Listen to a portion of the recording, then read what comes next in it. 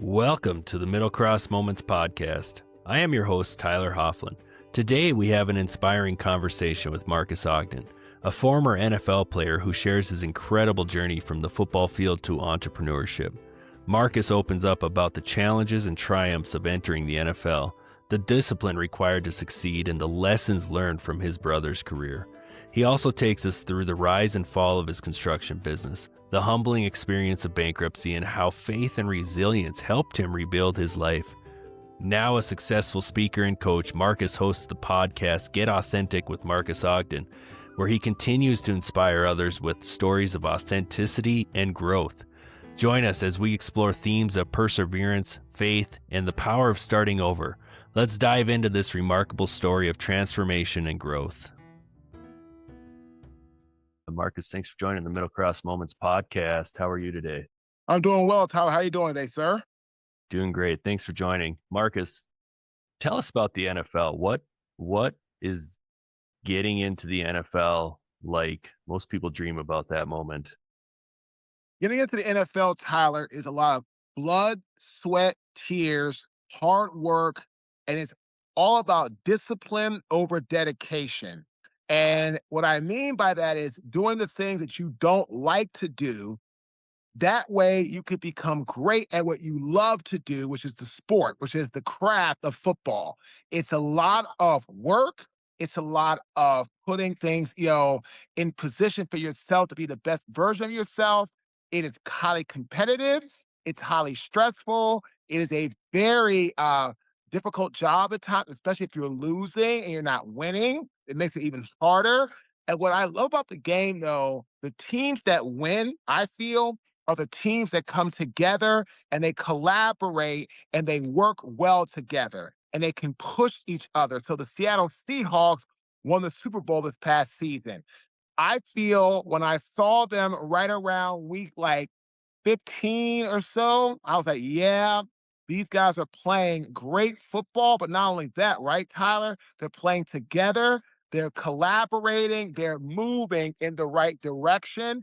And that's what I feel took them over the top to reach the summit and become the Super Bowl champions of this past season. So the NFL is like anything else, right? Hard work, discipline. But again, to be the best of the best, you have to master discipline over dedication. What was that like back in 2003 for you? Did you know you were going to be drafted at that point? Um, what was that lead up for you? And take me through some of those emotions that you were feeling on draft day. So yeah, man, I mean, I had a high probability in my mind I was going to be drafted. I had a great senior year. I had a great bowl game. So I went to the Hula Bowl. I got to play against guys from Florida State, Texas, Miami, Notre Dame. At that time, the ACC, Miami, Florida State, they were the powerhouses. Of course, Notre Dame was good. Texas was very good. As a matter of fact, my head coach in that game was Mac Brown. He was at Texas. He was at Texas at the time as the head coach. And my line coach was Jack Harbaugh, the father of Jim and John Harbaugh. So I had a great bowl game, showcased myself very well. And then I tested well and I did well in my interview. So I had a feeling that I would be drafted to the National Football League. And then, when I got the call from the Jaguars, I'll never forget it. The Jaguars call, it was Coach Jack Del Rio. And Jack was like, hey, Marcus, it's Coach Del Rio. How you doing? I said, I'm doing great, Coach. How's it going? He said, I'm doing well. Who's been calling you? I said, I've talked to the Cincinnati Bengals. I've talked to Cleveland Browns.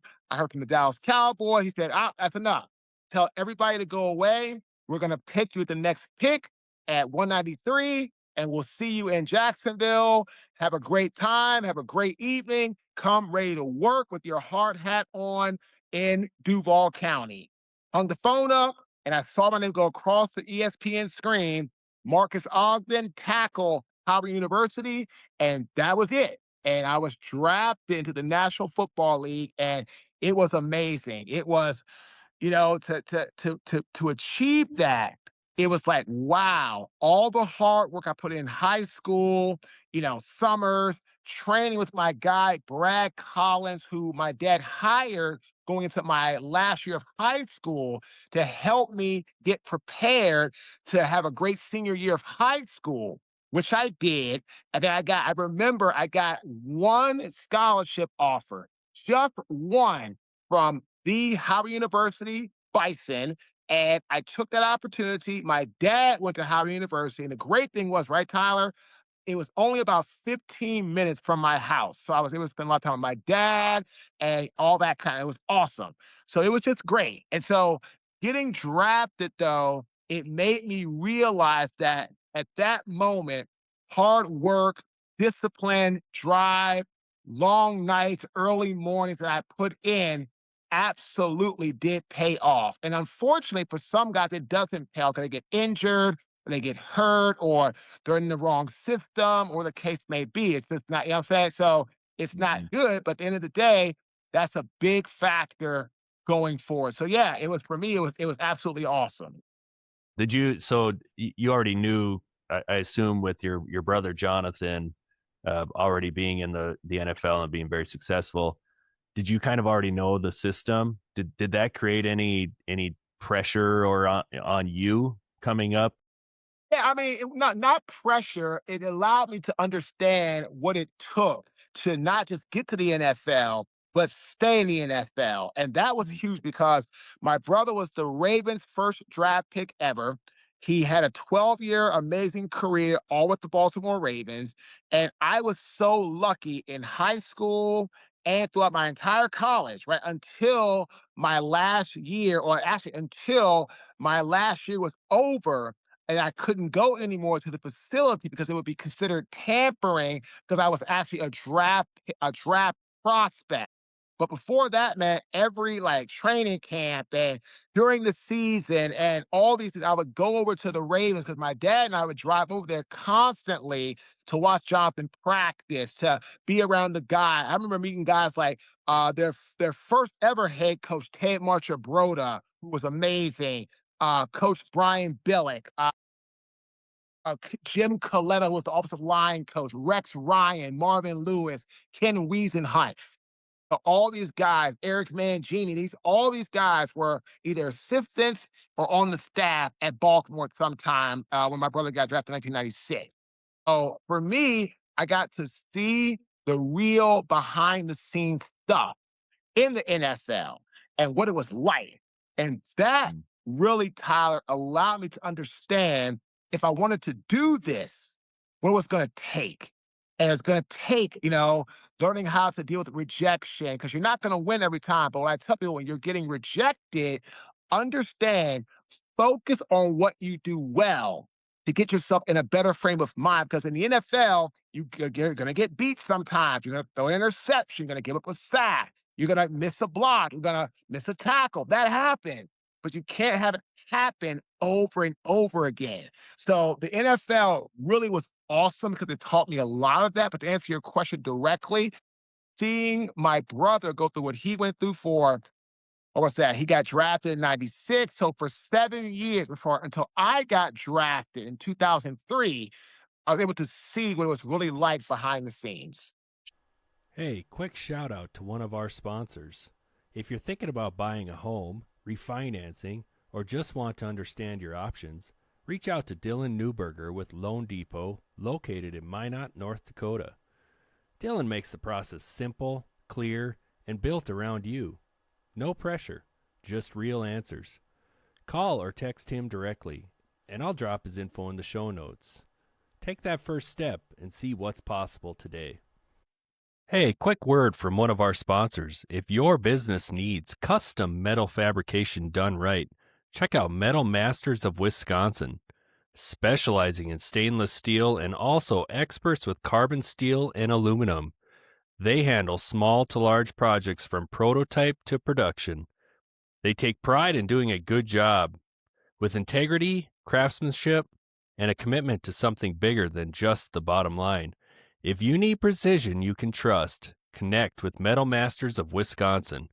I'll drop their info in the show notes.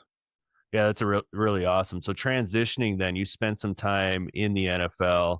Um, when you came out of the NFL, things started to get pretty real for you at some point, right? You grew a business.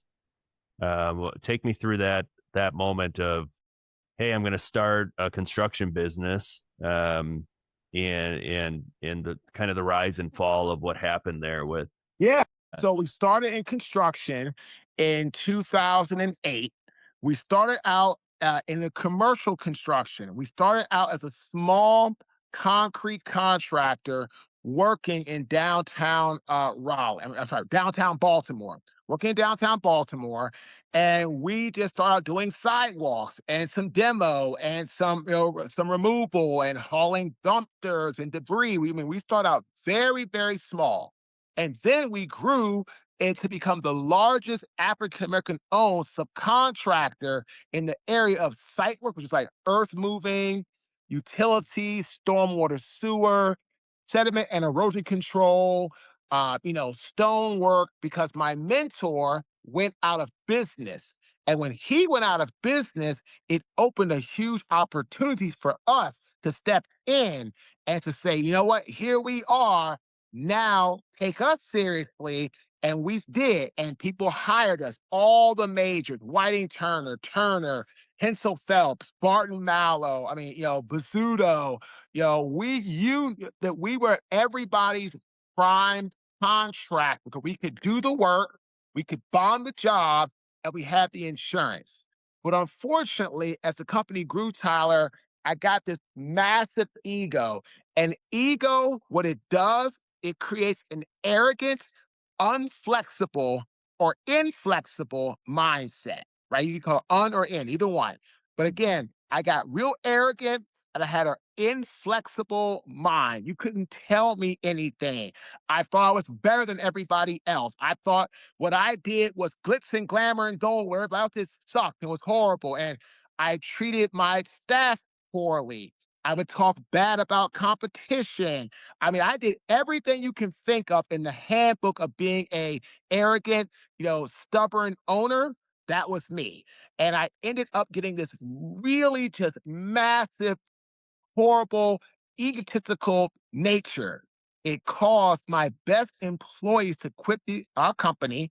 And then between that and hitting a snag on a job where I spent about $3 million of my money unexpectedly in 90 days, whew, that was it. I was done. I went bankrupt. I went broke in 2013.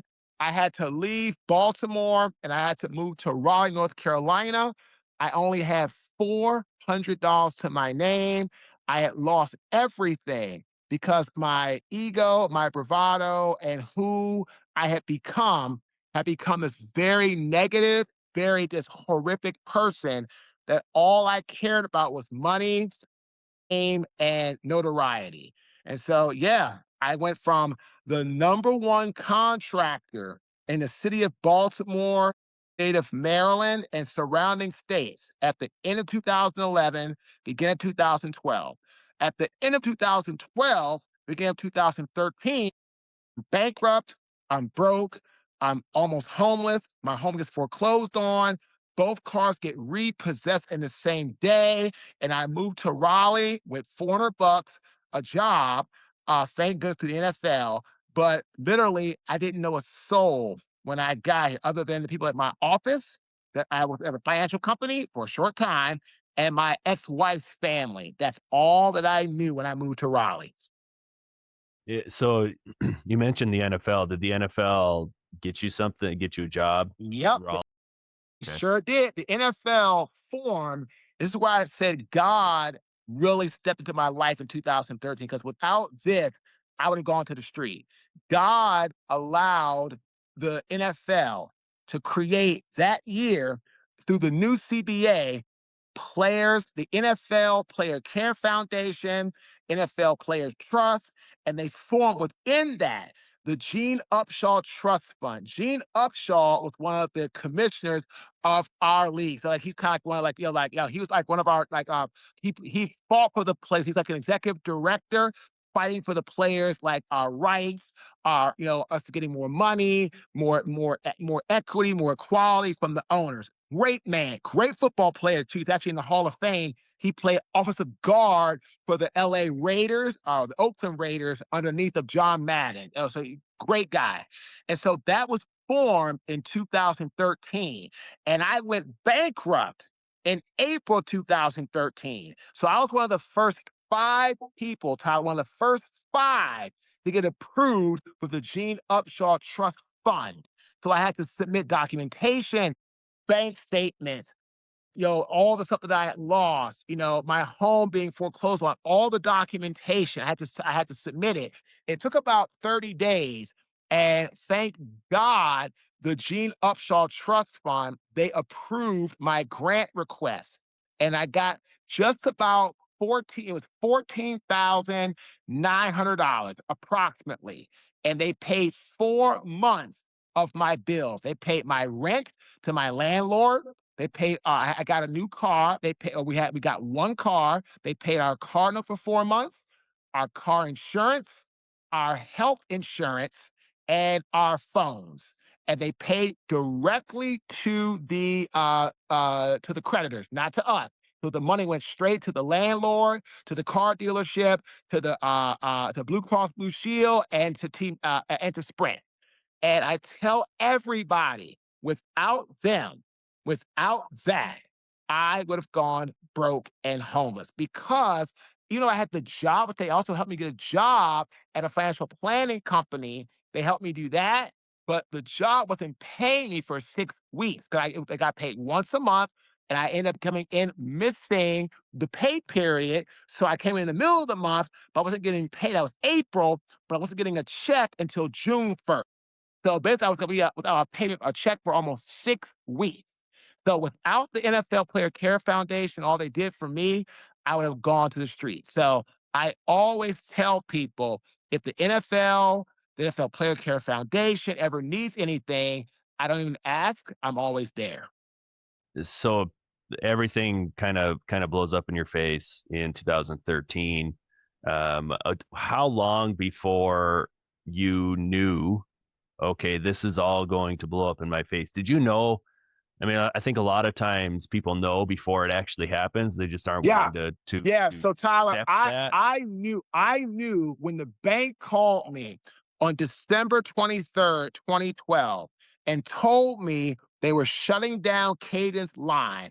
Well, they were shutting off our lines of credit, credit cards, equipment line. They were calling all the lines in. They were doing a recall. Poof, taking everything back, shutting every source of financial means I could get my hands on, credit cards, lines of credit, equipment line, gone. They took all the stuff back. They shut and cut us completely off. December 23rd, 2012. So I knew 2 days before Christmas, 2012, I was going to lose everything. I totally knew that. And then it took several months before that actually happened.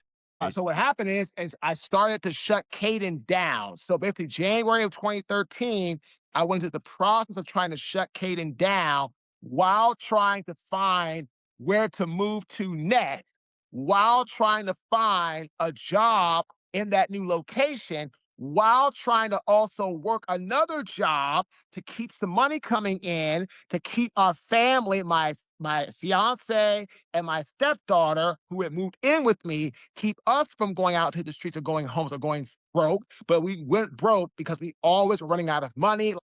Every time my ex would go to the store, my ex fiance or my ex wife would go to the store, the credit card was always maxed out. It was like robbing Peter to pay Paul, move $20 here to $30 there. I mean, it was that's why my first book is called Sleepless Night, because every freaking night it was a sleepless night. Every Yeah. freaking night. So yeah, man, I knew 2013, 12, December 23rd, 2012, I knew it was over. In 2013, it all started happening. And then we went to the Player Care Foundation in January of 2013 and found out about the Gene Upshaw Trust Fund. So I was trying to submit an application for that while trying to work through them to find a job. When I told them I was going to move to Raleigh, while trying to find a new place, while trying to, keep people off our back, to keep us from losing the house then and there. We're trying to to work a job to pay a few to get a little bit of money in to pay bills, to keep us afloat. I mean, it was literally I've never been under so much stress in all my life as I was between January 2013 until April 2013, trying to close everything down, move while keep everything going best as I could to pay bills and try to start my life over in that time. So that 4-month window was absolutely the hardest, most stressful time of my life. You mentioned something a little bit ago too with the Gene Upshaw Fund. That was kind of God's moment right there, putting that in your life and starting that up. God is a big part of your platform today, and all of the good work you're doing today with your speaking business and your coaching business and Really doesn't turn its back on you as long as you don't turn your back on yourself. And that's what I worked hard. I mean, look, I lost my company. I made some mistakes. I was arrogant. I was egotistical. I'll be the first to tell you that all day long. But I never gave up trying to do the right thing as far as save my family and help others. I just, my ego just got the best of me. And so when your ego gets the best of you, unfortunately, you're so stubborn, you have an inflexible mindset. You're not going to bend. You're not going to budge. And what happens is you make poor decisions. That's what happened to me. yeah, and now you're doing some great things. Take us through a little bit of what you're doing right now, Yeah, Marcus. How did you yeah. rebound from all of that? Keynote speaking, business coaching, corporate consulting. I have a podcast, Get Authentic with Marques Ogden. We have an app coming out with my business partner to help. It's like a high level AI automation coaching app that's coming out in like 3 to 6 months. I mean, we're rolling out some great stuff for clients with this app. Big people that want to do like weekly roundtables with your company, or you want to, check your team's progress. You can do that. You want to have modules for learning, you can do that. Like it's gonna be an awesome, awesome app, and it'll be live in like I said, next 3 to 6 months on. We're gonna do like individual licensing deals, and we're gonna have it on Apple, and also we're gonna have it on Android. Yeah, a couple other things that I know just from conversations with you, Marcus. You're also doing some weekly NFL Yep, News I'm Nation, doing I that. believe. Yep, I sure am. Yeah, I'm doing that with News Nation every Friday, 9:40 a.m. with Marnie Hughes during the season, and also like really when the draft starts. From there all the way through the Super Bowl, and I love that. I've been with News Nation for 2 years as a commentator, like a sports celebrity sports commentator, and I absolutely love it. And it's great, and it allows us to really connect with people and show and talk sports. And I also have the Jaguar Squad Show, which is on YouTube. And I've got two amazing co-hosts there, Mia O'Brien and Tony Wiggins. We have a great show, great Duval Jaguar fans. That's every Monday. 4:30 to 5:30, and every Wednesday, 4 to 5 live on YouTube. as we wrap here, Marcus, what if you could, to our listeners, if someone's listening, give them a nugget to take away. If they're going through some things in life, and how do they just keep believing in God and invoking His praise and believing that and moving forward? What's your advice for I'll them? give them a great quote by Aristotle. In times of extreme darkness, focus on the light. And God and your prudence and your virtues like patience, respect, humility, honor, integrity, those are the light. So lean into God, lean into your positive attributes, into your positive virtues, and that will get you through dark times the same way got me through dark times when I lost everything in 2013 and had to start over from the bottom. Awesome. That's very powerful stuff. And we thank you for joining us today, Marcus. It's been a great time. Your story is an inspiration to millions. We know that, and all the work you're doing. So keep it up and keep moving forward. Thanks, Tom, for having me on, brother. I appreciate you, man. Yep, we'll see you.